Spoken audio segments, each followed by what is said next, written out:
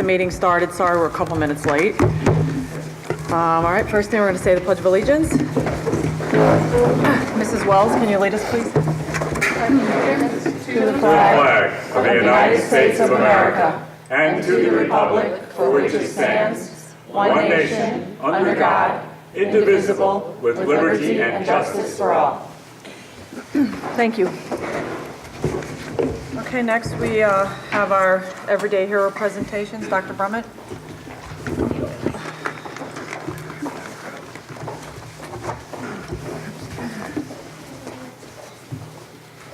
Alrighty, we have one Everyday Hero for the month of April.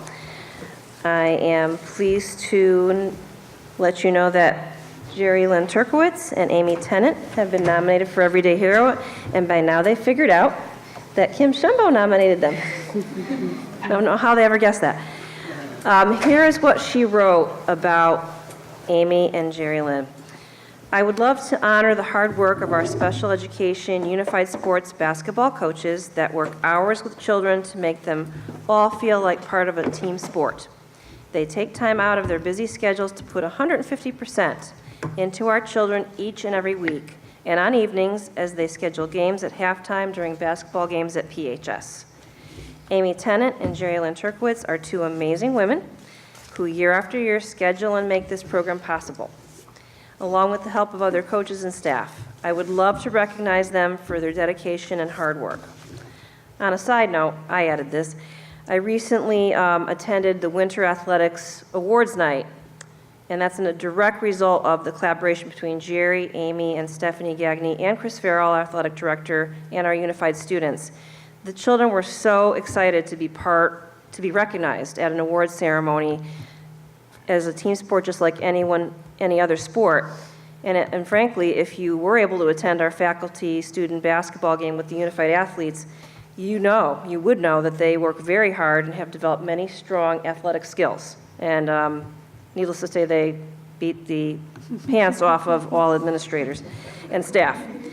So I concur that with Mrs. Shumbo that our students under Jerry Lynn and Amy's leadership this unified sports program has never been better, and it's all a tribute to the work that they have done. So thank you so much. Come on up. Everybody come up.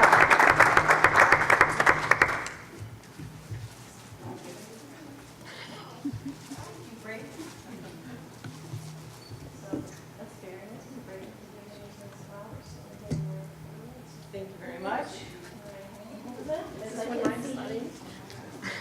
Come on, sweetie.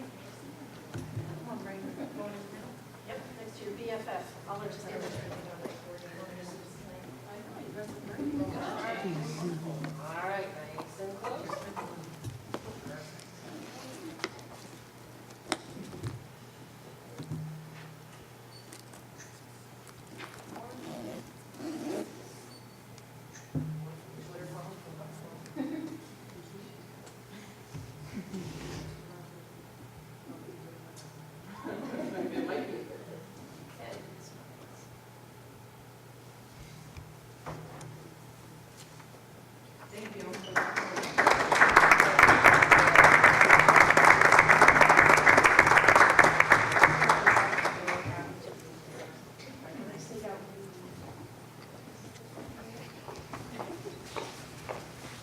And that concludes our Everyday Hero Awards for this month.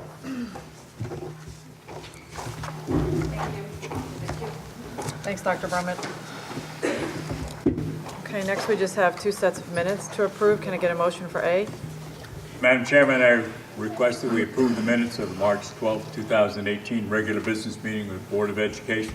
Can I get a second? Second. I have a first and a second. Any additions or corrections? All those in favor? Aye. Any opposed? Thank you. B? Madam Chairman, I request approval of the minutes of the Board of Education special meeting on March 8, 2018. I have a first and a second. Any additions, corrections? All right, all those in favor? Aye. Any opposed? Thank you. All right, next we have citizens' comments. If anyone would like to speak to the Board of Education, you can just step up to the podium and state your name and address. Anyone? No? Anyone? Okay, thank you. Our council liaison, because we had school vacation last week, we had to move our meeting to this week, which is their regular scheduled meeting. So I just have a few notes that Councilwoman Puglisi sent along. So the council's meeting tonight, however, they have been working on finalizing the budget for 2018-19, and below is the results of some of their work sessions. They approved a general government budget, including capital, of $22,733,146. They approved a Board of Education budget of $37,322,912 for a total of $60,056,058. They had extended discussion regarding the replacement of 2 fire trucks. The decision was made that the trucks will be sent to referendum. The council will be holding a public hearing on May 7th to establish an ordinance appropriating the $2.1 million needed for the acquisition of these 2 trucks, and the authorizing of the issuance of bonds and notes to finance the appropriation. The referendum date is anticipated to be June 19th, so further details to come. Okay, next we have the superintendent's report. Dr. Brummett. Thank you very much. Well, there has been a lot happening with the Wheeler project since the referendum passed last spring. I've joined the architects at numerous meetings at the Department of Administrative Services in Hartford to assist in explaining the scope of the project, as well as ensuring that all the paperwork is in order, and there is a lot of paperwork. On Friday, April 6th, we spent over 3 hours there going page by page of the whole schematic design. And during this meeting, I requested and was granted assurances that our cost for asbestos abatement would be fully reimbursed, which we hadn't originally been promised. During that meeting, I also became aware of the potential for some reimbursement based on our open choice enrollment. And I'm still not clear how much that is, but I believe it's worth pursuing. So I've written a letter to ask that they consider reimbursing us, especially because some of the increased seats we may offer as a result of the renovation. Tonight, I would like to thank Andrew Batchelder for the amazing work he's done working with the architects, which has included meeting with them on a nearly weekly basis. For the last several months, the organization of Swing Space has been underway, and as the board is aware, we eliminated the use of portable classrooms early on in the project, because it was going to cost about $1 million to have portable classrooms. We had hoped to use the church across the street from Wheeler as Swing Space, but as we got deeper into that process, the state felt that it wasn't adequate for schooling space due to some fire regulations, so that did not work out. In spite of that setback, Andrew has worked diligently to create a very organized phasing plan to minimize the disruption to students and families, while still getting the project done as quickly as possible. So tonight, I have asked him to present his plan to the board so they're fully informed about how the phasing will work out. So without further ado, Mr. Batchelder. Thanks, Dr. Brummett. Good evening. First Board of Ed. Hi, Andrew. Everybody tonight. I'm gonna, I realized on the way over here that I had this nice little red special pointer. I'm pointing up there, you're not gonna see it there. I'm still gonna use it because it's what I'm used to and it works for me. I'm gonna talk to you just about the different phasing plan as Dr. Brummett. Just 1 second, Andrew. Yeah. Dan, for some reason, the monitors are not on. Well, then maybe my thing. Stop the pointing phone. I think we can just I use see a that. red line on that one. We'll be able to get them on, I They're going to think. point to it anyway. All right. Well, and I'll get started. What was that? So, Andrew, you have to stand in front of the mic, unfortunately. I do. Why, can't hear me? It's also about the television. Yeah, so they can hear recording. you in TV land. Oh. Yeah, you can take it. Oh, If okay. you want to yeah. do the Phil Go Donahue on the approach. road. Hello? Okay, I could do that. All right. To tone my voice down a little bit. Thank you. Thanks, Dan. So, as Dr. Brummett said, the first step of the process, the renovation project, is that all of Wheeler School, or most of Wheeler School, with the exception of the cafeteria, the gym, the music room, and the library, has to be boxed up and packed before the last day of school. The reason for that is all the hazardous material in Wheeler School has to be abated. So it's in every single location, in the tiles and the ceilings, and everywhere that I talked about, or everywhere that I didn't talk about, everywhere in the building, except the places I mentioned, the cafeteria, the gym, and the music room and the library. Andrew, is that the stuff that's in light blue? Yeah, I'll go through that, Andrea. This is just a general diagram. I'm going to go into the specifics in a second, but that's just one particular phase. So to do that, Dr. Prummett recently approved 4 additional 1:30 dismissal days so that the teachers and the staff would have time to pack up those materials. And there's a whole elaborate packing plan that were worked out with the Myers Moving Company. But those things, that all has to get packed up and put in the gym for the summertime. Any leftover materials that cannot fit in the gym will be put in connexes or climate-controlled building. We don't want any of the boxes. The building committee recently approved 700 boxes, the purchases of 700 boxes, so they're really good boxes. They hold up to 200 pounds worth of materials. They can be reused again. They fold up. There's no tape or anything necessary to be used with those boxes. So that has to all get done, like I said before, the last day of school. And so, thankfully, those 4 1:30 dismissal days, starting one on May 3rd, one on May 30th, one on June 14th, and one on June 15th, the ones in the beginning of May will give us a temperature check as to see if we may not need the ones in June or if we may need an additional one. I think the 4 will be sufficient, but, I came up with that number from a couple of teachers that experienced some packing up during the 1994 additions that were put on at Wheeler School. So that's where we came up with that number. So for the first phase, if you look at the diagram, you can see it now. Phase, in front of you, right? So phase 1 happens in the summertime. This is pretty much the boiler room, all right? It's going to actually happen a little bit in the summer throughout the year, but it's going to be not intrusive to kids. It's the boiler room, stuff underneath the Wheeler that nobody really goes. I haven't probably been into maybe one time in my career there. But that's going to really be not that intrusive to the learning environment. The big thing is phase 1A. That's the first phase. That's the east wing at Wheeler School. That has pre-K through grade 2. So for the next 2 years, we decided in the best interest of the pre-K students, they would just simply go to Linden for 2 years. They're the smallest students. It'll keep them safer. It'd be harder to provide swing space for them at Wheeler, and Linden can house them there. So they will go there in the interest of safety and the best interest for their education. That leaves kindergarten, grade 1, and grade 2. They are going to have to get out of this area from, by the time we leave school, when we get back to, let me get the dates right here. Yeah, 7/2018. So this summer, they're going to be all packed up. They're not going to go back into that room in those rooms in September, because between July and December of 2018, these will all be renovated, okay? So during that time, those particular teachers, all right, will go into different swing areas. So our art and music teacher will be on a cart, all right?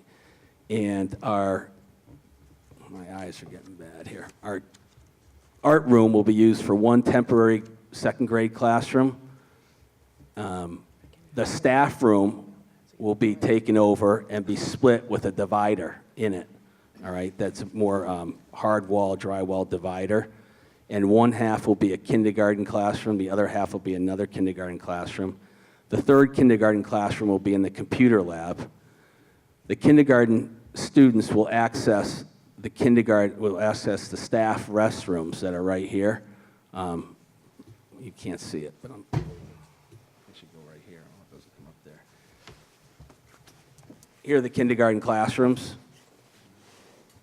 and here are the staff restrooms. So they'll be able to access, there'll be a side door here, they'll be able to access these restrooms. And then our staff will go to use these two that are now kids' bathrooms, but they'll be turned into staff bathrooms that will have keyless entries to get into those bathrooms. There's a conference room right here that will become a little small faculty room that'll have, it'll just be like one table. Teachers will likely eat in their classrooms, and other paraprofessional staffs could eat in the staff room. They might eat in teachers' classrooms. But that small little conference room at Wheeler, that's going to have one table, some chairs. It's going to have the vending machine. It's going to have 2 microwaves that we typically have, and it's going to have a refrigerator. And then all the other, the copier that's in the fact staff room, the laminator, and other different materials that teachers use will go in this reading room, this book room. This is a room right behind the main showcase that all of you may have never seen or been in. I didn't notice it till my second year at Wheeler, believe it or not, but in there are like leveled books for classroom teachers to access. That's going to be all cleared out and boxed up, and I'm working with teachers as we speak to see what they want to take with them in their classrooms for their first year and what they want to box up and put away for a year, because that's going to become a teacher temporary workroom. So there'll be a copier in there. There'll be the laminator and other things that the teachers need to use in that room. A printer. So I covered, and the last thing I didn't cover here is the first grade classrooms. The 2 first grade teachers will be in, this is the literacy resource room, where we call the STARS room. This houses the 2 literacy resource teachers and the 4 tutors, but now the first grade will use it for the first half of the year, and one teacher will be in one half, the other teacher will be in the other half. And then those literacy tutors and teachers will go off each side of the library. There's a space in there and space in there. Small space, but they don't need a lot of space for the whole year, and they'll be housed in there to service kids, but a lot of their work's mainly done co-teaching in the classroom. So that's the first phase. These teachers, and I'll use the term reoccupy, that means when you go back to your final destination where you hang your hat for good.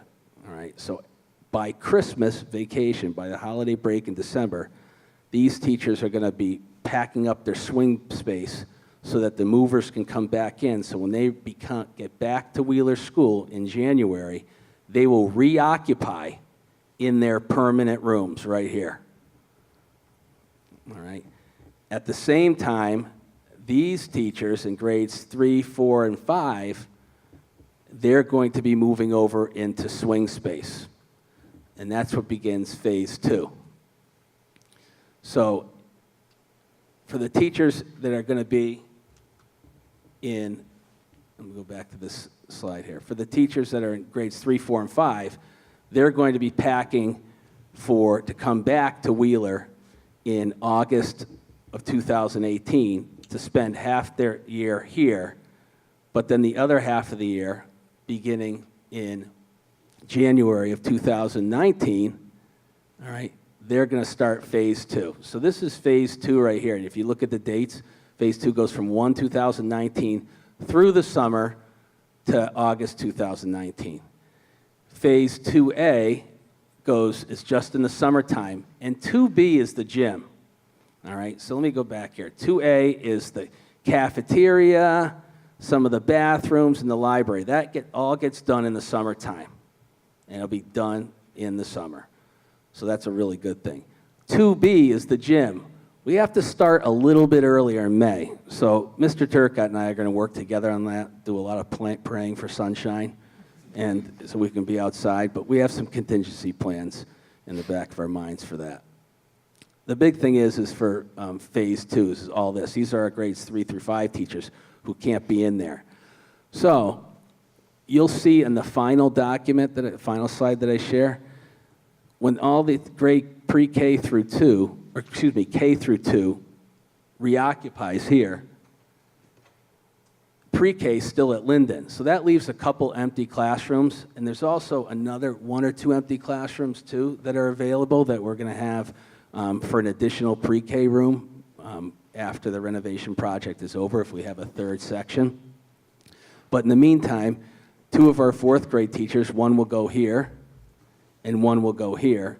The reason why this is an open room, because these literacy people here, they used to have that room that was right here, okay?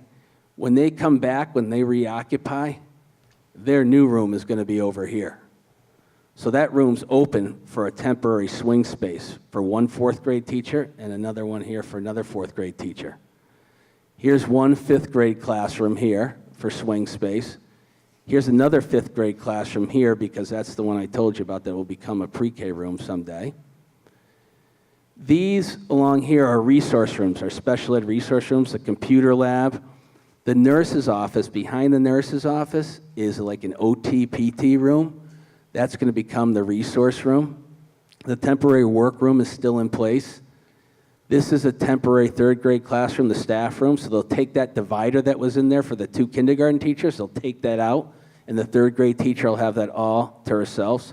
Actually, the 3 3rd grade teachers drew straws. So that's Lindsay Crane, our new 3rd grade teacher. She got that. And then the other 2 3rd grade teachers are going to split the music room. And the music room's, like 1,300 square feet, so it's fairly big.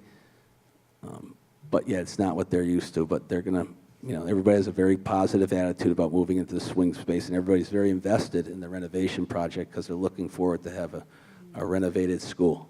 So they're gonna do whatever it takes, and I'm very pleased about that and thankful for that. So that's phase 2. Phase 3 is now everybody's reoccupied. So let me go back here. By August 2019, after 1 full year, and before we start the school year 1920, this wing with K1 and 2, and this wing with 3, 4, and 5 teachers will be reoccupied in their permanent homes.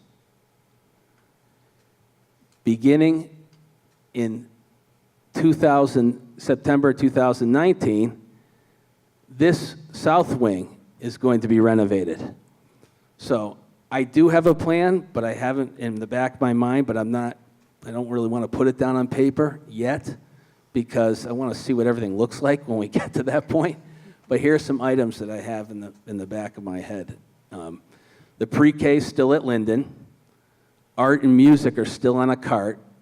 I need a location for the school psychologist, a mini staff room, and a workroom, and locations for other special ed resource rooms. These are teachers' initials, so I know who they are. But I have some ideas about that, because there's going to be some open room over in this area for those teachers to go in. If we don't have a mini staff room, we'll all make do looking at the master schedule, so para and tutor staff can eat in classrooms that are open during their lunchtime while teachers and kids are at specials. There won't be a computer lab, but I'm really not concerned about that, because we have a lot of laptops on carts and we have Chromebooks on carts for kids to access. So, I'm really concerned a little bit about the bus arrival and dismissal time. I've been talking with the architects and the contractor, because you can't see the layout here, but this is where the new entryway will be, right here. So after the first year, there'll be a new entryway, which will be a new parent pickup procedure. But what we don't want are the buses to come in through here the same time the parents are coming through here. So we're all gonna tackle that as we get closer. And I'm using the word I a lot, but I gotta tell you, all these decisions for swing space, I thank the teachers about. I've had meetings with groups of teachers all year long, so they could decide on what they thought was best, and they could, and really, they own what we're doing, and we all own it together. But I was not gonna make decisions on my own, because I need everybody's help. We all had to work together. So I really thank them a lot. They've done a terrific job helping me plan and make these decisions. This thing right here, S2, this is the corridor. If you look, it says S2 is September 2018 to August 2019. It's going to be worked on. He told me on Wednesday over vacation, he said, I just put that because we're going to probably have it done. We're just not going to connect it until these 2 wings are done. And then they'll connect it. But they're not going to connect it, until everything's done. And this S1 is the courtyard. and that's going to be done July 2018 to 8/2019. So that's pretty much the quick version of that. I don't know how clear that is. You have to know Wheeler School pretty well, but As long as you're clear on it. I'm clear. But you know what I forgot? I'm clear on it, but I left you diagrams. I have the same things I just showed you if you want to take one and pass it down.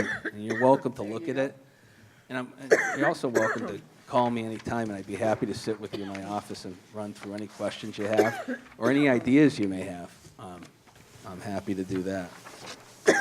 It's important, too, to note that Mr. Batchelder met with parents before April vacation. All right, don't steal my thunder. I got a report to do later. Oh, I will let Andrea tell you all about that, but Yeah. important to know that the parents have been fully informed, and staff. The staff saw these plans before it was rolled out, had, as Andrew said, had a say in the additional half-days. Mr. Batchelder did mention that on the half-days, although we do charge parents a nominal fee during PLC half-days, for this we are not, because it's so unique to Wheeler. So that'll be free of charge, because everyone's going to be somewhat inconvenienced by this, but as Andrew said, there's much excitement about what this will look like in 2 years' time. I think the parents are very invested in the process, too, and surprisingly, when I met with the parents and had the meeting, I had about 20 to 25 parents that came, and the concerns that I thought about at 3 in the morning the night before that they might bring up weren't the ones that they brought up. So, It's always the way. The concerns that they had weren't about the 1:30 dismissal days. They were about, like, making sure, if you look at the diagram again, making sure during each phase these areas are sealed off.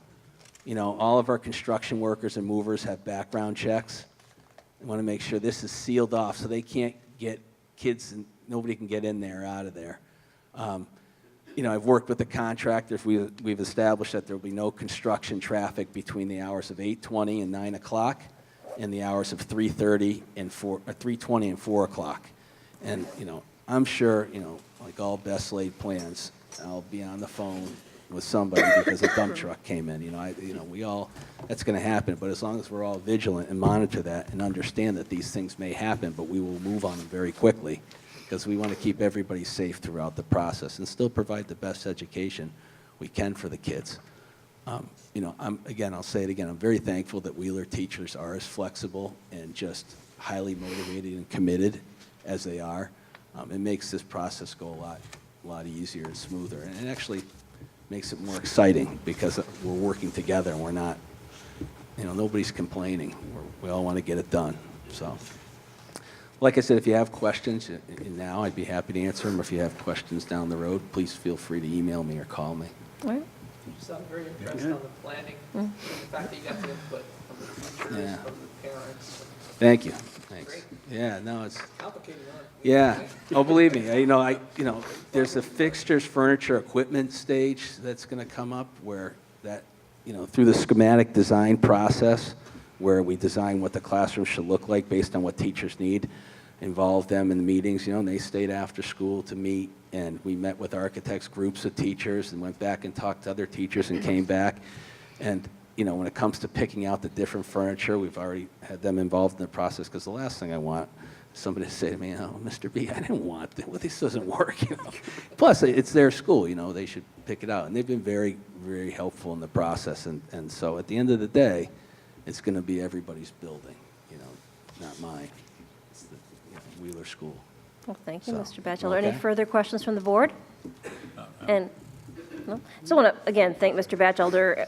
I tease him because he's a former military, and this has been, the military strategies in getting this all set have been amazing, even down to the color-coded boxes and tape.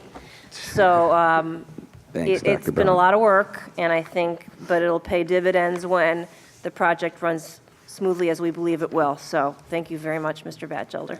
Thanks, members of the board. Thank you. Thank you. All right. So moving on to our next part of my report, the school business community partnerships. As the board is aware, a key element of our strategic plan for the next 5 years was to expand 4 years actually, was to expand the connections between our schools and local businesses. Early this year, I charged Lynn Davis with a new role, Director of Community Relations, and Lynn and Sue Bradley have collaborated in this venture as it directly relates to the work of our Career Center as well. I think you'll be very impressed with what they have accomplished in less than 1 year. I can tell you that they have met or exceeded all of my expectations. And now I will turn it over to Lynn and Sue. Thank you, Dr. Brummett, and thank you, board members. We are very excited to be here tonight to provide some information and an overview about this new school business community partnership model. So here we go. We would absolutely be remiss if we didn't acknowledge, first and foremost, our infamous rings that bring our collective focus on students' teaching and learning. And that really weaves its way through everything that we do, and certainly as we were beginning to plan for this model process. At the same time, the last time we updated our strategic plan, we included language that spoke to the need for us to really enhance and broaden those mutually beneficial partnerships across the board for Plainville Community Schools. So again, certainly a driver in the work that we were going to begin to do around this model. At the same time, as you recall, a little bit earlier this year, back in the fall, we launched the Alternative Learning Center at Plainville High School. Very excited about that model as well. And the vocational component is an important one, and one that Sue and I were asked to support in terms of bringing on board some additional vocational partnership opportunities. So we took a step back and said, you know what, we're working on the vocational piece with the alternative program, and we've got those drivers from the strategic plan and students teaching and learning as our focus. We have some great partnerships in place. It's probably a good idea to take a step back and think about creating more of a formalized framework, be a little bit more mindful, more strategic about how we move to add partnerships into the district and how we manage those going forward. So we boiled our focus down to 3 areas. The first one was, of course, to leverage some capacity and really maximize those opportunities to ultimately support students' teaching and learning. That was number 1. Next, we wanted to really centralize our support for the partnerships that were currently in place and those that would be bringing on board. We thought that that might be a better way to do that all the way around.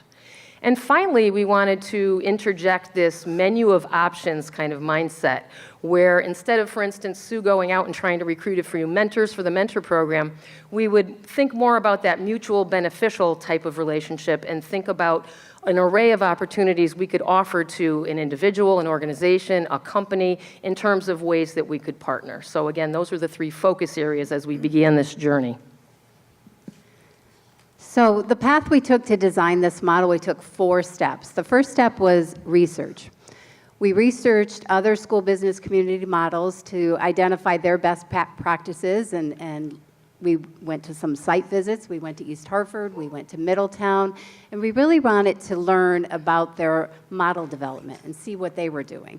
We also connected with our economic development director here in Plainville, Mark DeVoe, and we also went out to Berlin to speak with their economic development director, Chris Edge, to hear their ideas and what businesses they were partnering with and how we may, make it work here in Plainville. We connected with our Chamber of Commerce again and Rotary, like always. And then we also reached out to Capital Workforce Partners and the American Job Centers in New Britain and in Hartford. So that was step 1. Step 2, we moved into a needs assessment phase, and we began to think about developing this model through the lens of department level, building level, and district level needs. Sue and I scheduled a bunch of appointments with key individuals throughout the district, and we were focusing on 2 questions when we met with those folks. The first one was really, what are the partnerships you currently have in place? Certainly we're involved in many of them, but there are other partnerships that are happening at the building level, at the department levels, and we just wanted to make sure we had everybody kind of working together under this new model umbrella. The second question we focused on was, what are your wishes? If you were able to get external support, what areas would you like support in? And we got some great information. We collected a good amount of data through those conversations. We were also very mindful to schedule appointments with key individuals throughout the district who are very intimately involved with partnerships already. And one group is here at the high school, and it is Dave Gagnard, Mark Chase, and Brian Edge. They are very involved in vocational and employment opportunities for students on a regular basis here in Plainville schools and at Plainville High School. So it was important that we opened the dialogue with them and made sure we were all on the same page as we continue to develop the model plan. And next, we analyzed. We looked at the common themes across the district in terms of needs that everyone had and that we were listening to. And they really all were summarized into 4 major categories. The first one being funds. Everybody needed some additional funds. Everybody needed supplies for different projects that they were hoping to do and volunteers to help them with these projects. And at the high school level, we were really hearing, a lot of need for different career track opportunities and then new business partners for more employment for the students. So when we completed that part, it was time to put it all together. We had to put all those pieces together and create a coherent model. We did that by developing some short-term and long-term goals. Makes sense, right? So the short-term goals were really short-term projects, or projects that we figured we could get completed and up and running this school year and maybe into next school year. We wanted to do that for a couple of reasons, and we called those kind of our quick hit projects. We felt that, first of all, we could meet some of the needs that were articulated to us when we met with individuals throughout the district, but also we could use them to do some marketing and some recruitment around additional partnerships. We could highlight the projects that we were able to bring to fruition and hopefully bring on some additional partners that way. Our long-term goals are long-term projects, really, and those are more complex in nature, a little bit longer in terms of getting them up and running, and we'll see those into the next couple of years. So hopefully that helps you kind of see the path we took to develop this model framework. And at the same time we were developing the framework, Sue and I had to jump in and kind of get some of these projects up and running. So we're hoping to highlight a few of those for you this evening. And the first one is expanding vocational opportunities. And I'm sure that's no surprise to you based on what we've already shared tonight. But again, back to that alternative high school program, thanks to a very generous grant, as you know, from the Community Foundation of Greater New Britain, we were able to secure a job coach this year for that program, and that's Betsy Smith. Sue and I are working very closely with Betsy around expanding vocational opportunities for the students who are coming through that program, and Betsy's doing a wonderful job with soft skill building, interview skills. She's taking students out to job fairs, and she's really getting to know them on a one-to-one level, which is wonderful. Sue and I are continuing to support that aspect of employment opportunities, but we're really looking to expand partnerships across the board, so the whole spectrum. So the student who's maybe just turning 15 or 16 and looking at that first part-time job, all the way to a student who perhaps is not necessarily heading to college right out of high school, right after graduation, but is more inclined to get into more of maybe a manufacturing track, a career track that way. Having said that, we knew that we needed to spend a good amount of time really honing some partnership opportunities in the area of manufacturing. And based on the research that we conducted and the contacts and the individuals that we met, we were seeing a real disconnect between the manufacturing sector, where they have an aging population who are skilled in the trades and with using technology, and those folks are heading off to retirement, and good for them. But unfortunately, they're not able to backfill those positions. They're just not finding the workforce to come in and take over those jobs. So we're seeing it as a real opportunity to pair some of our students who are so inclined in that direction to these opportunities and meet the needs of the employers as well. So again, Sue and I have spent a good amount of time really honing those relationships locally with manufacturers. And you can see some of them highlighted in blue on the PowerPoint slide. Fluid Control Solutions, you'll hear a little bit more about them in a minute. Acme Monaco over in New Britain. Our transportation service, DATCO, has some really nice opportunities for students, Connecticut Tool and Manufacturing, and several others. In addition to that, Sue had mentioned Capital Workforce Partners and the American Job Centers. They're a really nice secondary resource. Those are agencies that service young people between the ages of 18 and 24, and they provide some nice wraparound services in the area of securing employment, helping students to get funding if they need it to pursue certifications, to get into the trades. They help with secondary education planning and so forth. So we're absolutely keeping in contact with those folks and pairing them with the students who qualify on our side. So some more vocational support that we've been looking at really through the lens of the Plainville Alternative Learning new program and the student employment expansion. We We formed a new partnership with Mark Costa. We're so really excited about this. He's the regional manager of Dunkin' Donut franchises, owns over 50 of them. And Mike Hartman is the owner of Chick-fil-A in Southington. So what we did this year, which was really fun, during a couple lunch waves here at the high school, we had Chick-fil-A come in here. So they were in the back room, and it was a wonderful way for the students to do like a meet and greet and, like a fast track on the application process. It gave them an opportunity to meet managers and owners of a company, to know how to shake a hand, to know how to present themselves. It also gave Chick-fil-A the opportunity to meet our students, to see a face so that when their name came across in an application, they would already have met them. So it was a wonderful process that, we really enjoyed and hope to do it again. And Chick-fil-A and Dunkin' Donuts has hired many of our students already, so that's a real win for us. DADCO, we continue to make that and build that relationship. We've had many tours of the facility. We've had a lot of informational meetings. We've worked over the past few years to really create a process for identifying students as potential candidates. Real strongly this year with Sam's help for DADCO's paid internship and apprenticeship programs. And if you look at the photos we have here, at the top, that's Betsy Smith, and she's the new job coach, like Lynn said. She's working with one of the students on resume building. On the lower left, you'll see Jada. She was our first person to get a job through Dunkin' Donuts, so that was really exciting, and she works there nonstop. She loves it. At the far right, you'll see Steve LePage at DADCO. That was, at their facility with Mike Gibalesco. And Mike is a graduate from here from last year, and he is now in the program there and loving it. And then Denzel, right in the middle. Now, Denzel has a job at Dunkin' Donuts, but I'm going to have you listen to a clip of him, and then I'll tell you a little bit more.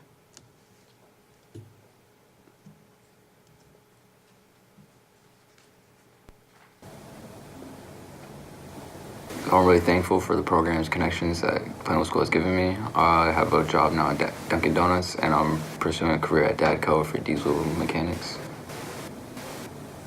I really only gave him 10 seconds.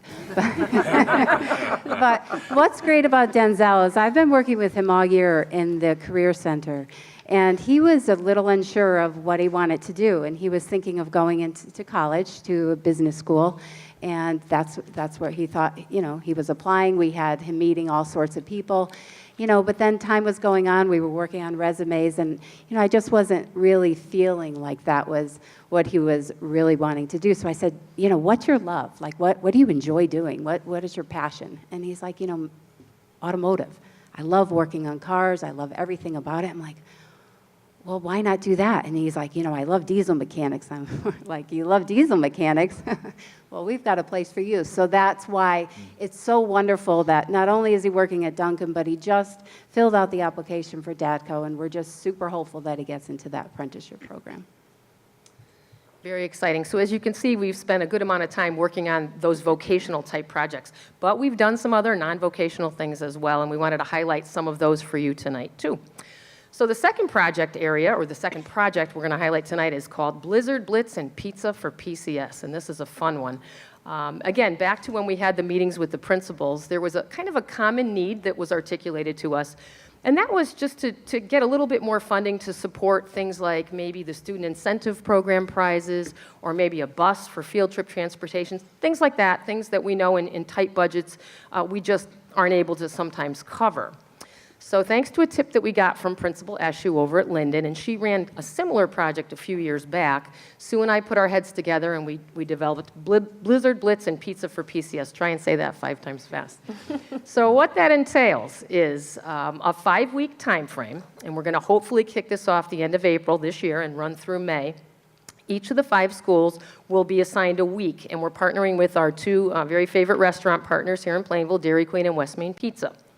So a student group from each of the 5 schools will be charged with developing a customized product. So at Dairy Queen, it'll be a Blizzard, and at West Main Pizza, it will be a medium pizza.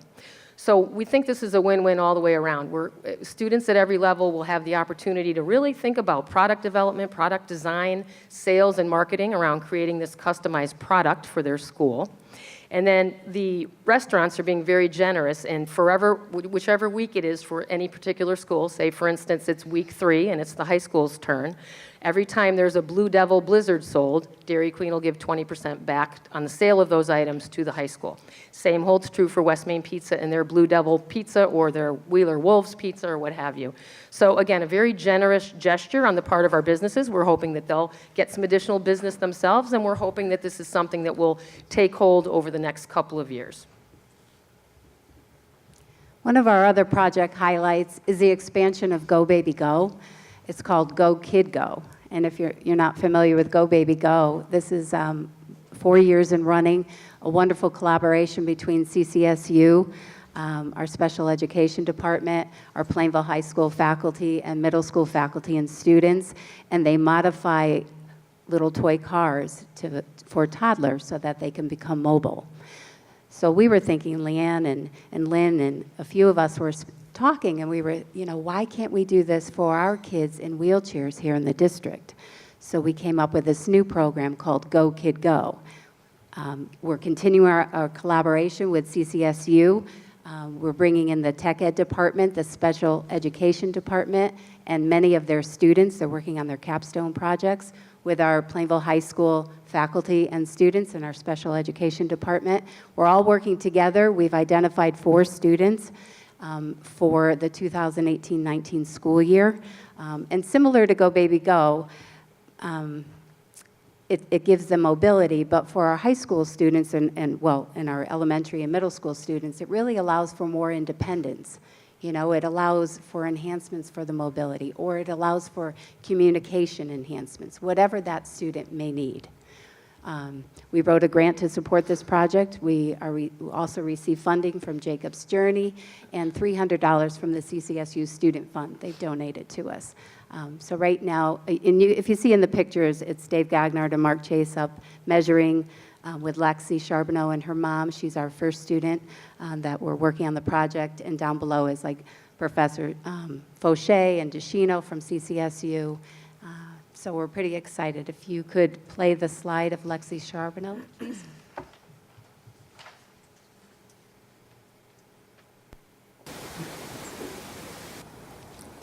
Go Kid Go is going to help me so I can be more independent. They're building something for my side of my chair, so instead of having someone get books out of my bag, I'll be able to get them myself and be more independent in school. And that kind of says it all, right? Yeah. Okay. Another highlight that we're working on is with Toflon. They really wanted to have a used book and educational toy fair, so we're working really strongly to try to find a partner organization to collect some used books and some educational toys, and then that organization would set up a fair for all the Toflon students to get some books. So that's a work in progress. And the final project we wanted to highlight for you this evening to show you that range that we're working on is some support that we're giving to the high school's transition program. And in a moment, we'll turn the floor over to Leanne Gemeindl, and she'll share some additional information about this program. But basically, we were asked to see if we can find some locations in the community that would be willing to bring on some of our special education students who are working to get those vocational experiences on an everyday basis here in Plainville. So we did that, and you can see from the smiling faces of Mike and Paul busy at work at the Housing Authority on one of their assignment days. They're doing an absolutely fabulous job. We made a few phone calls to some local places, and they were more than willing to have Michael and Paul come in and really get to do those employment kind of things and the vocational opportunities and really use their skills that way. So that was an absolute pleasure, and we'll absolutely continue to pursue more locations to expand that piece even more. So hopefully that bit of our presentation gave you an overview again of the scope of the projects that we're working on under this SBC, School Business Community Partnership Model. Another concept or idea we wanted to illustrate for you tonight through a couple of examples is that menu of options idea and being able to make sure these partnerships are beneficial on both sides. So keeping that in mind, Sue's going to introduce you to our spotlight on Dunkin' Donuts. Mark Haas from Dunkin' really wins in partnering with us for employment because he gets vetted, soft skill, prepared candidates, right? So, you know, he receives, they receive all the pre-training from us in the Career Center. I work with them on interview skills. I work with them on time management when they get to their job. I work with them on communication, how to dress, how to, you know, provide that handshake and all the soft skills that they need to really succeed in a place of employment. In addition to myself, of course, job coach Betsy Smith is doing an amazing job also working with the students with soft skills, and all of our school counselors. It's a really big team effort. So again, Mark is just getting those students who are absolutely ready to be employed at Duncan, and that's a great thing for Mark, and we are absolutely benefiting on many levels from this partnership. Certainly through the employment of our students, but also in a bunch of different ways. And this year alone, if you can think back to the fall, we held our annual career day here at Plainville High School, and we had just met Mark and started that relationship around the employment piece. And we asked him if he might be willing to sponsor that career day breakfast for the large group that was going to be here, and he immediately agreed to do that, provided an absolutely wonderful breakfast for us here that day, including our customized PHS Blue Devil donuts. We love those. In addition to that, though, the same day, Mark served as a career day speaker, and that was highly valuable. Mark shared his journey from being a young person who started out in the restaurant business and the path that he took to become a manager overseeing more than 50 Dunkin' franchises in the state of Connecticut. So again, a very valuable experience for the students who attended those sessions that day. The partnership took another twist, too, and again, Duncan showed their generosity, and Mark as well. The Wheeler folks earlier this year had a father, if I have the story correctly, that was being deployed to Poland, and the generous Wheeler community was coming together to put together some items to ship over to that Wheeler dad and his battalion over in Poland, and somehow got wind of the fact that they really love their Dunkin' coffee. So we made a phone call over to Mark, and next thing we knew, there were over 400 pounds of Dunkin' Donuts coffee ready to be shipped over to that Wheeler dad and his fellow battalion members. So we were, again, just so grateful and so thrilled with that relationship overall. The pictures say it all. You can see the breakfast happening up in that top picture, those Wheeler students leaning on that coffee ready to be shipped on the right side there, and then Mark engaging our students here at the high school during career day. So a true win-win. And that second example of the win-win and you know, that menu of options we wanted to highlight tonight was Fluid Control Solutions. I mentioned them earlier, and earlier this year, Sue and I got a tip from Economic Development Director Mark DeVoe here when we were asking about, you know, some of the local manufacturers and who we could get out and talk to around those vocational opportunities in manufacturing. And Gary's name came up, so Sue and I took a trip over. Fluid Control Solutions is located over on Northwest Drive. They have 2 facilities there and then one over in Puerto Rico. So Sue and I went over to one of those facilities, and we met with Gary, and we had a very nice meeting, and Gary was open to the conversation and the thought of having students possibly come in some vocational capacity to his sites on Northwest Drive. And while Sue and I were touring the facility, we saw a recent graduate from the high school working, so that was encouraging to us, and we thought, okay, this could have some potential. And we went back to Gary's office, and he hadn't been contacted previously by the district. He lives out of town, but is so close, right there on Northwest Drive, so close to the middle school, so close to Toflon. And Sue and I kind of gave him the big picture in terms of partnerships and the things we do here, and he seemed to be very interested in that. So from there. But also we knew of one of Principal Ashew's wish list, right? So she wanted to finish the Linden courtyard. She wanted to create a eco-friendly greenhouse. So we said, well, why not ask Gary? You know, all he could do is say no, but he said yes. Like, he was so excited and interested in helping us build this greenhouse. Not helping us, we're not really doing it, but he's doing it. You know what I mean. But he's designing it, he's building it, he's added so much to the project already. He's adding a roof and the gutter and everything, and he's going to build this project. They already measured, they're starting it this week, and they're going to work with the Linden students. He was just so wonderful. He's covering the cost of the materials, and just all of their guys, their carpenters, everybody's excited. You can see the greenhouse right here. So if you do drink soda in a 2-liter bottle, we need 1,000 bottles. Drink up. And that's Gary right there on the left. So where do we go from here? Hopefully tonight, again, we walked you down the path that we took to create this school business community partnership model and the focus. We highlighted some of the projects we're currently working on, and going forward, we'll certainly do a few things. First of all, we will continue to look for additional partnerships around providing support in those 4 primary areas: funding, supplies, manpower, volunteers, and finally, employment across the board. We'll also continue to work on those school business community partnership model goals, both short and long term.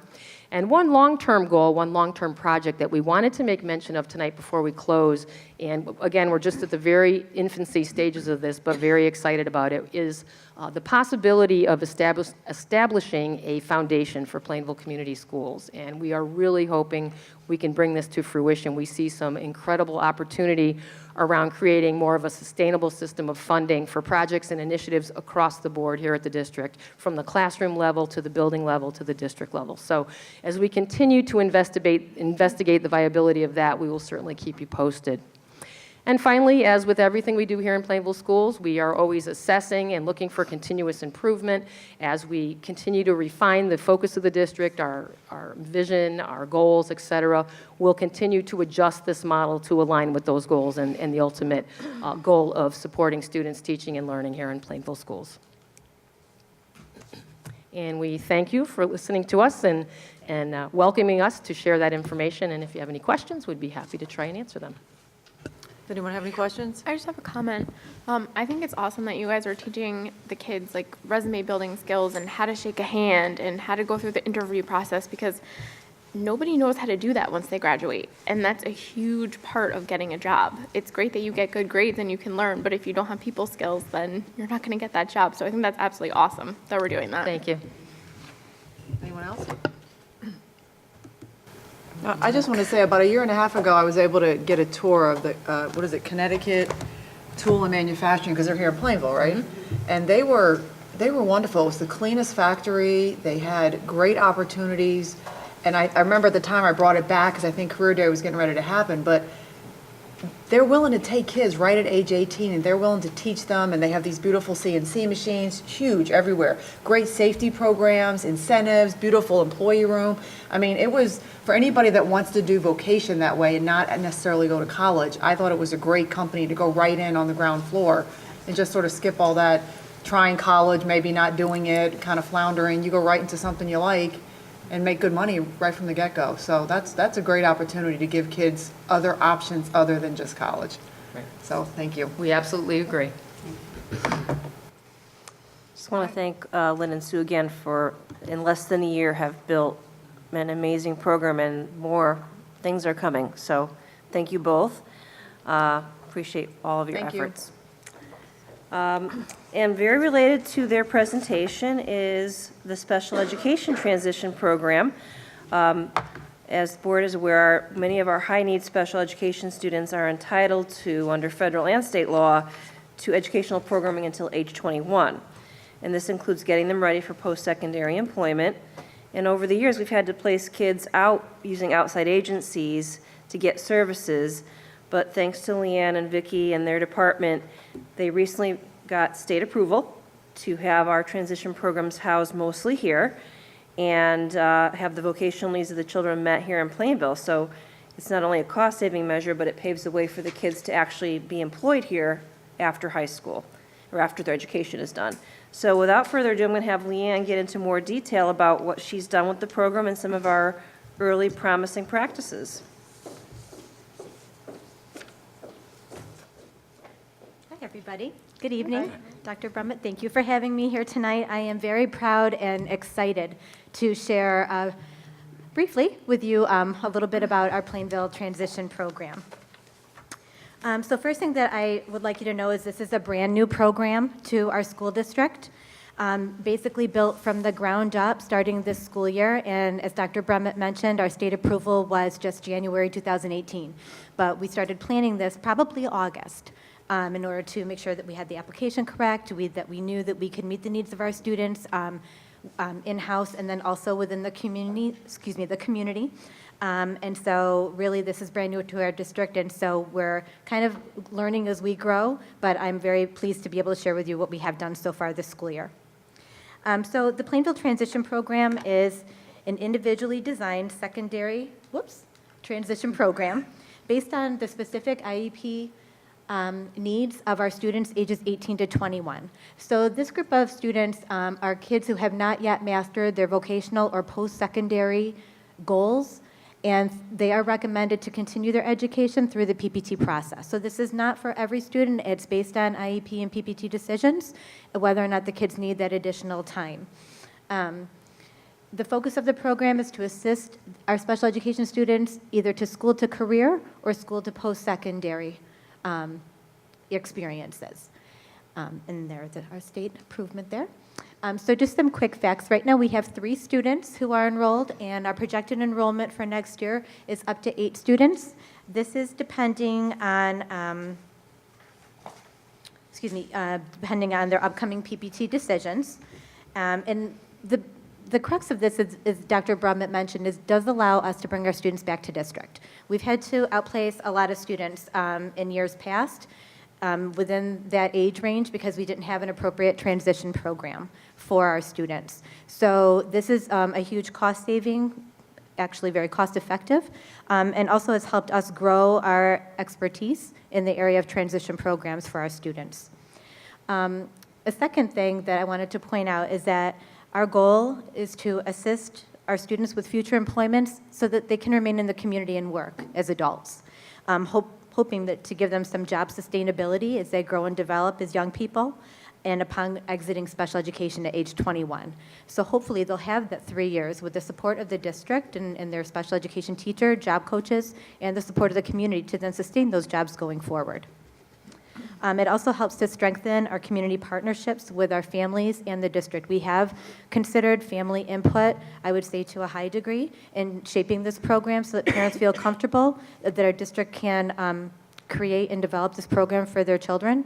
And so we've had a lot of, I would say, strong partnerships with families that maybe we didn't have before because we had to outplace those kids, and now it's all homegrown here in our town.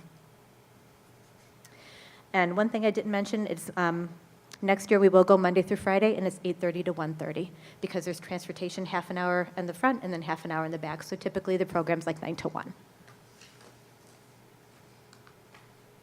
So as far as the school to career path, some experiences that the kids or the students might have are some volunteer or work experiences, career exploration, skills to participate in community activities, increasing their independence with daily living skills, self-help skills, to better prepare them for life beyond high school.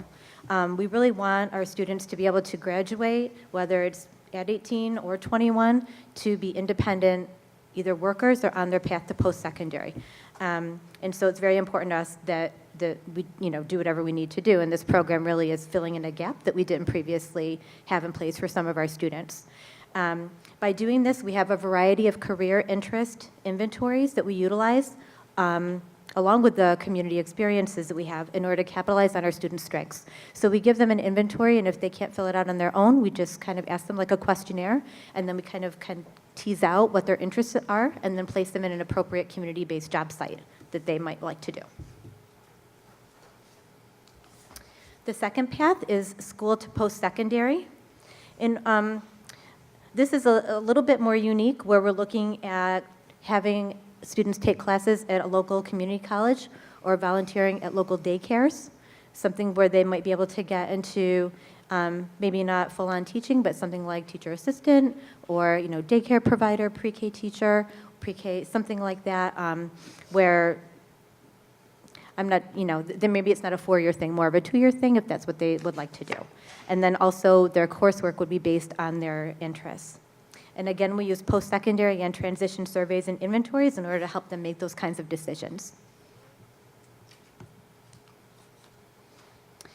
Some community-based job sites. This is a list of past and then current partnerships that we've been working with. With the help of Lynn Davis and her community outreach, as she mentioned in her presentation, our students have had vocational opportunities at the following locations. So we have the Plainville Housing Authority, the Municipal Center, the Senior Center, Nazos, Saks Pizza, Walgreens, and then Linden Street School. So what are students doing when they are at these jobs, or what are they learning? This and more. They've got the filing, the sorting, the shredding, but for our kids, really, students, what they're doing is they're matching visuals, they're matching ISBN codes.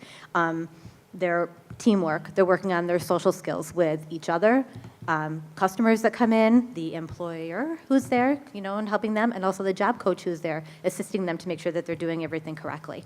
Some of the things, like bagging groceries, that's the practical job that some of our students will be able to do without assistance independently and maintain an employment down the road. And others, again, will be more post-secondary. So it just depends on the student's individual skill set and their interest. I know one thing the students really enjoy is going to Linden Street School and helping with the pre-K breakfast and lunch distribution. So that's something that they really enjoy. And also to foster independence is our main goal for our students.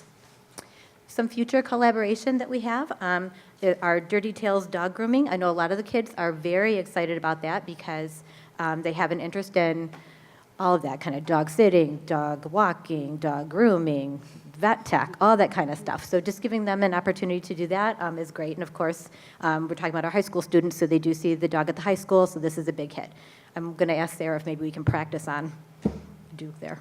So Chick-fil-A, as Lynn mentioned, Tungus Community College, local daycares, and we have more coming down the pike. So I have some pictures of our students on the job. So you saw this one already. Here's Mike and Paul, but really the pictures speak for themselves. So they're at the Senior Center, or the Housing Authority, one of the two over here, stapling some flyers.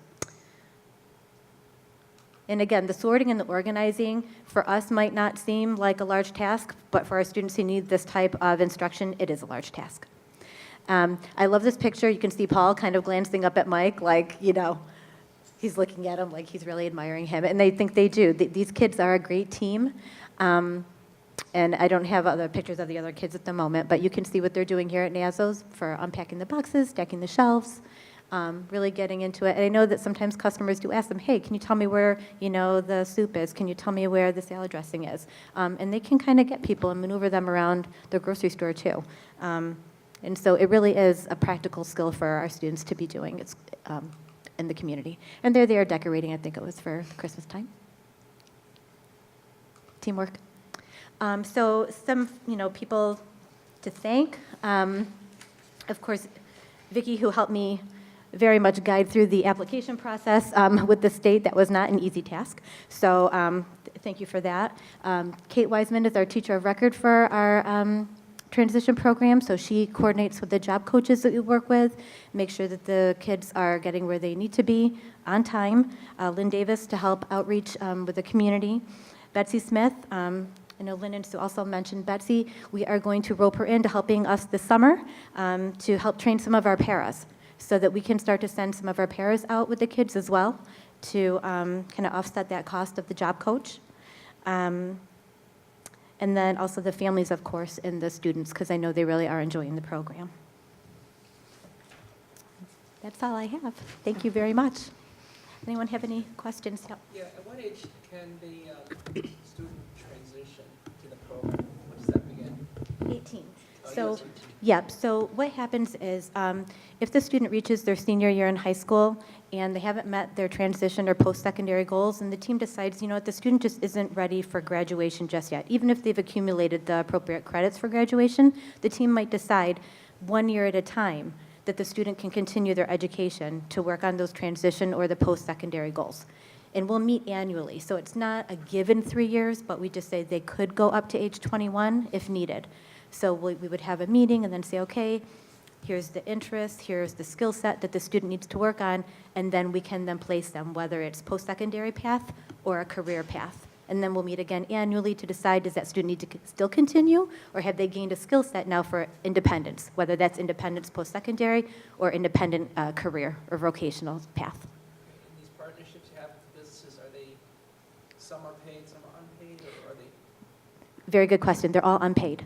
They all are. They are all So unpaid. learning the skill. Yes, absolutely. And the hope is then that they would be hired at the time that the student is ready for independent employment, and then that student could stay in the community where they've already learned the skill, established that, partnership and trust with the employer and so on, so that they don't just graduate Plainville High School and then kind of not have anything going forward.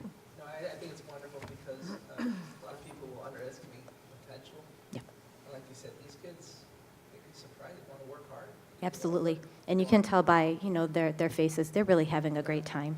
So I'm grateful for that community outreach that we've, partnered with Lynn, because she's been making those calls and out the kids go, and I'm sorry, I call them kids because I just got that middle school mentality still, but our high school students and young adults are really getting wonderful experiences through the program. So I'm very proud. Thank you. Thank you very much, Ann. And in fact, I bumped into one of the moms of one of the students depicted in that slideshow very recently, and she was beyond thrilled with the benefits that her son has received in the program. So hats off to this collaboration between the special ed department and Lynn Davis and Sue Bradley. It's all just gelling very, very nicely. And that does conclude my report for this evening. Thank you. Does anybody have any more questions for the superintendent? Okay, we'll move on. With our student representative. Hi, Nate. Hi, how are you? The baseball team just returned from Florida, where we played over April break at ESPN's Wide World of Sports. This is always an incredible trip and provides us with an opportunity to form friendships and chemistry on the team. We're currently 2-3 and play next tomorrow against Enfield. Boys tennis lost their first match of the season to Farmington.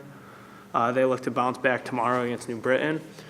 Boys golf has their first match against Maloney tomorrow, and girls golf has their first match against Newington tomorrow. Track has had a couple meets now. Many athletes have competed well, and they look to keep up the good work tomorrow against Bristol Eastern. Softball currently has 2 wins and 2 losses. Their next game is Wednesday against Maloney. And girls tennis lost their first match of the season to Southington and look to bounce back tomorrow against Buckley. Academics, the makeup day for the school day SAT is April 24th. And then juniors are taking the pilot of the NGSS assessment in their science classes for the next few weeks, depending on schedules.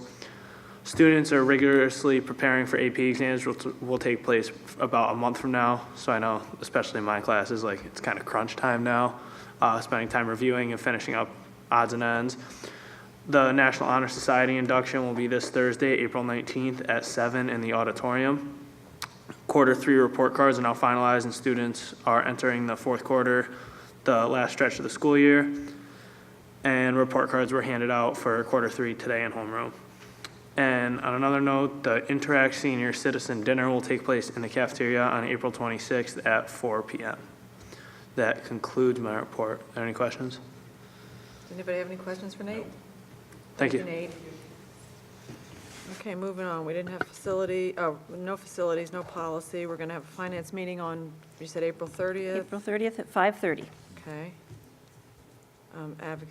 Any turf report, Dr. Brumman? No, we haven't had any meetings. Okay. All right, so we got high school report. Mr. White? Yeah, the last meeting, unfortunately, was April 5th, but I ended the commitment that night, so I could not attend. And next meeting is going to be May 9th at 7 o'clock. Okay, thank you. Tophalon is Nicole? They haven't met yet this month, but they're still working on fundraising and end-of-year activities. Okay, thank you. Lyndon, Mrs. Hardy? Easter Bunny breakfast was a success and a good time was had by all. And Patricia Polacco, a world-famous children's author/illustrator, was at Linden on April 6th, and she was amazing. Everybody just loved her. Yankee Candle fundraiser is beginning this week, and the book fair is coming up. And with Yankee Candle, you can go online and order candles if you want. So if you have people out of state that need candles, and you can send them directly there, and there's no shipping charge. So if you could please help out the Linden Street School, that would be great. Thank you. Okay, thank you. Middle school, Crystal? So the Tuesday before vacation, we had a successful talent show. We had 26 acts, 33 students were involved, and it was a lot of fun because the kids did everything from the lights to the sound to the program. They just took off with it, and it was a lot of fun. And our next PTC meeting is tomorrow night at 7. Okay, thank you. And Wheeler, since their last meeting, Mr. Batchelder held a meeting on April 5th for all the parents at Wheeler to talk about the renovation, that's the upcoming renovation. he just wanted to let the parents know that what the process was going to be, very much like he showed us tonight, so that all the hazardous material will be removed this summer. He did say that he had a whole list of questions that the parents asked, just a few that I thought. He said, will the new classroom doors be locked from the inside? And yes, all the classrooms will be lockable from inside with a key. He did talk about construction, what the construction traffic would look like at Wheeler through the renovation. As he said earlier, there'll be no traffic between 8:20 and 9 a.m. in the morning and 3:20 and 4 p.m. in the afternoon. That way, there won't be any interference with the dropping off and picking up of the buses. And then it says, how will it work for parents who have pre-K students attending Linden? There will be busing offered to all Wheeler pre-K parents that are attending Linden. There was a whole slew of questions. I'm not going to read them all, but if anyone has any questions about the upcoming renovations for the next couple of years, they can certainly contact either the superintendent, they can contact Mr. Batchelder at Wheeler, and they'll be happy to answer them for you. Wheeler also had a book fair where the PTO raised nearly $3,000 in Scholastic book bucks for Wheeler School. This will help for their materials for Makerspace program, for the student council, as well as additional books for just the school in general. They also had a book fair pet photo contest where they had 80 entries of dogs, cats, bunnies, hamsters, tortoises, and more. The students voted for their top dog, top cat, and top other cool pet. So it looks like that was very fun. And then last but not least, it says that 10 lucky raffle winners at the book fair who generously donated were rewarded with a breakfast with the principal, thanks to the PTO volunteers. And their next meeting is it still April 18th at 6? Did he, he already left. Oh, okay. Well, I have a list of I didn't see him leave. I have a list of the April meetings. Supposedly it's this Wednesday night at 6 p.m., so hopefully that's still true.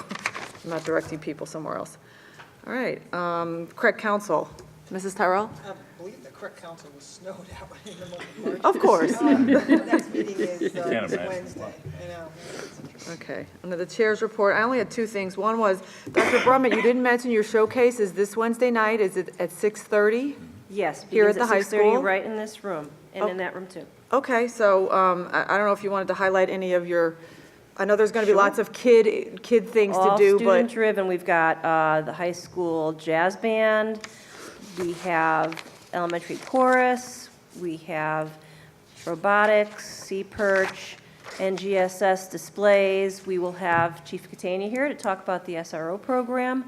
Mr. Batchelder will come back with Mr. Bustle and talk about the Wheeler project, should any parents want to hear more about that, as well as the paving project. We have Writers Expo. Our elementary students will do a Writers Expo. Preschool's going to do a demonstration. I'm not sure what they're doing this year. Ramps and Pathways. Oh, Ramps and Pathways. That's a must-see. So a lot of entertainment throughout the evening, and again, with students front and center doing all the demonstrations. So it'll last about an hour and a half, and of course, I will make a little tiny budget presentation just in time for the all-day budget vote next Tuesday. Thank you. Well, that was my second item. So don't forget that next Tuesday, April 24th, is our all-day budget vote. It will be at the firehouse from 6 a.m. to 8 p.m. And it's very, very important that people go out and vote, just so people understand the budgets are split. So there's a town budget, there's a municipal budget, so a board budget. So we need you to go out and support, either way, just support by going out and voting. Whichever way you choose, just please get out and vote, have your voice heard, and show the district, because we tend to have the lowest voting attendance during the budget process, when to me, at this point, we should have the highest attendance. So hopefully we can get people to go out. So please tell all your friends. Thank you. All right, next, we have unfinished business. Okay, I just need a motion for all the way down, A, B, C, D. Do you need us to do those all separately, Joan? Do you want us to do can we do the policies together and then do the calendar separately? Okay. So we just need A through C, and then we'll do D separately. Motion to approve items A through C. Second. All right, we have a first and a second. All those in favor? Aye. Any opposed? Next. Madam Chairman, I request approval of policy instruction of the school calendar, policy number 6111. second reading. All right, I have a first and a second. All those in favor? Aye. Aye. Any opposed? Thank you. Okay, under new business, we had board open forum. Does anyone have anything they wish to discuss, announce?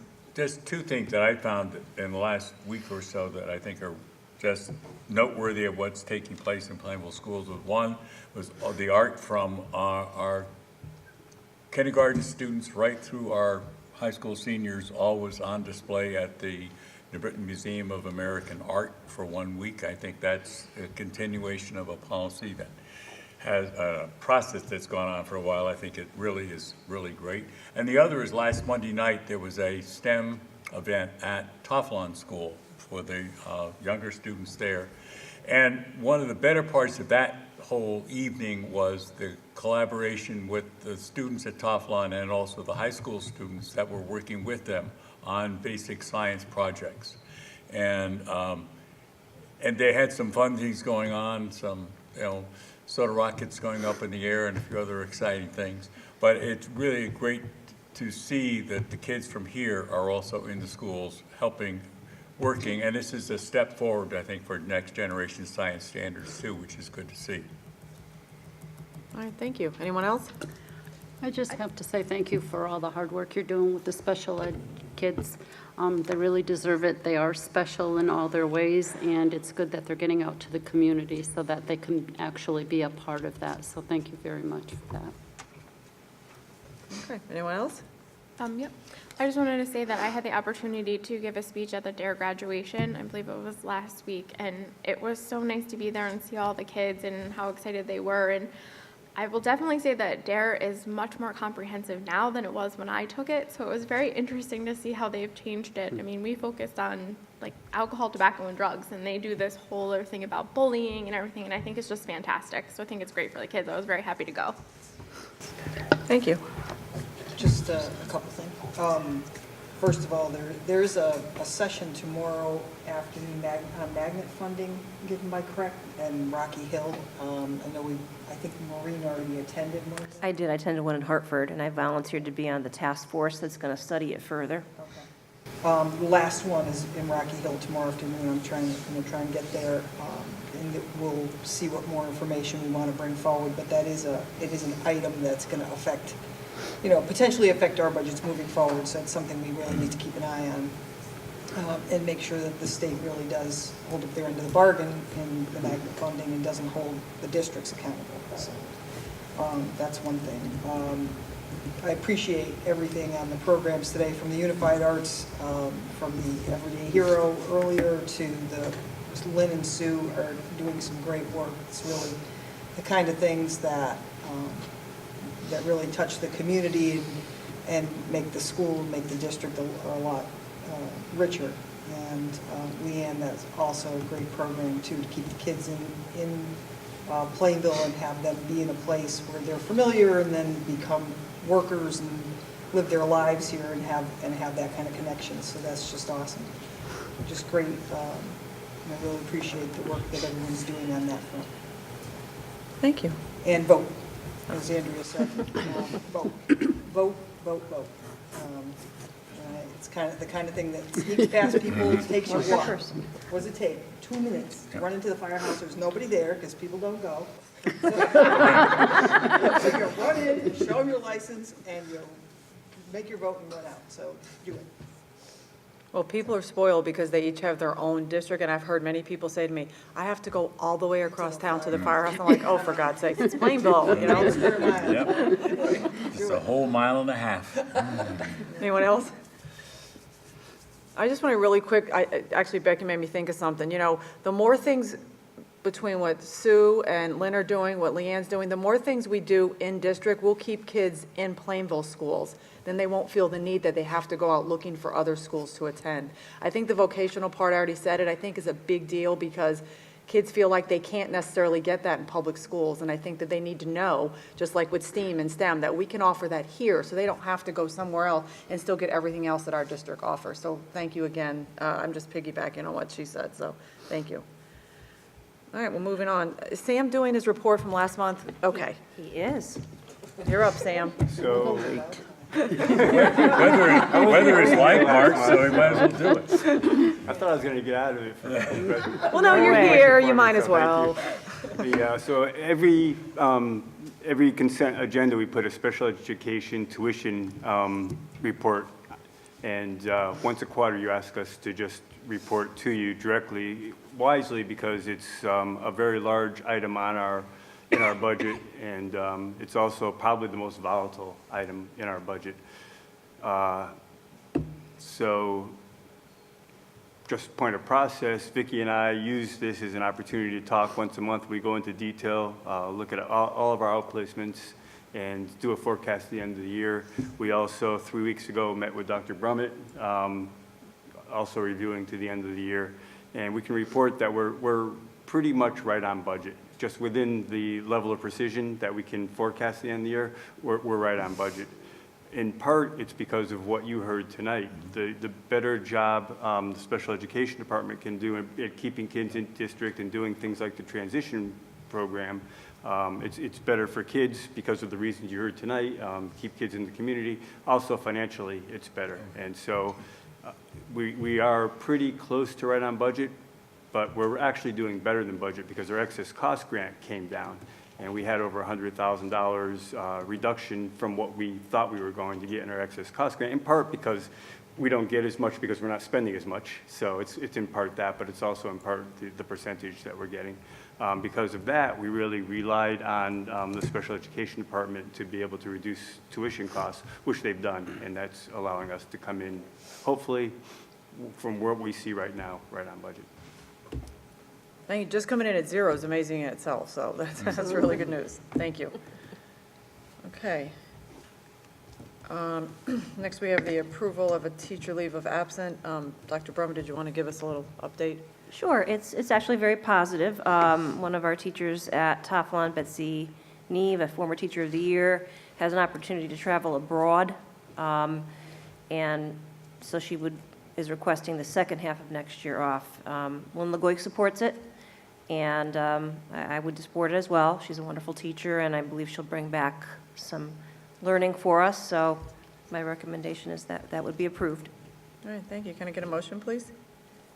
I would so move that we request the approval of a leave of absence for a half a year. Just one question, which country is she going to? Oh, I knew you were going to ask me. Oh, sorry about that. Is it in the packet? Yeah, it said it, and I don't remember what it was either. Yeah, her husband's, I believe, a professor, so they travel a lot. I will, if it's not in the packet, I'll make sure the board is made aware of that. Not Finland. That was just, that was just leaves a my lot own of other countries. curiosity. But I would so move we approve that. Second. All right, I have a motion and a second, and any corrections or additions or questions? All right, all those in favor? Aye. Any opposed? All right, next. We have a request, Approval for the healthy beverage certification. I think last month we were supposed to split those and we didn't. So Right. that's why this is here. Oh, okay. So this is pretty much just a continuation of what Of we last month. did last Okay. month. Yeah. It's, they used to have you loop them together, but now you got to do them separately. So I'll make a motion to request approval for healthy beverage certification. Second the motion. all right, I have a first and a second. All those in favor? Aye. Any opposed? Okay, next. Can I interrupt 1 minute? Oh, go ahead. I found out where the teacher's going. Oh. Thanks to my wonderful business manager here. She is going to Cape Town, South Africa, Oh, nice. Stellenbosch, South Africa, and I believe that's it for out of the country, but some will be in-country travel as well. So she'll have lots to report. Thank you, Sam. This is, I believe, the second time. I believe Betsy did this many She years ago. has done this before. Her husband's job does allow them to travel the country. She always comes back to us and is an awesome resource. She's a fantastic teacher. Okay, just need a motion for the consent agenda. Motion to approve the consent agenda. Second the motion. All right, all those in favor? Aye. Any opposed? Lastly? Motion to adjourn. All those in favor? Aye. Any opposed? Thank you, everyone. Have a good evening.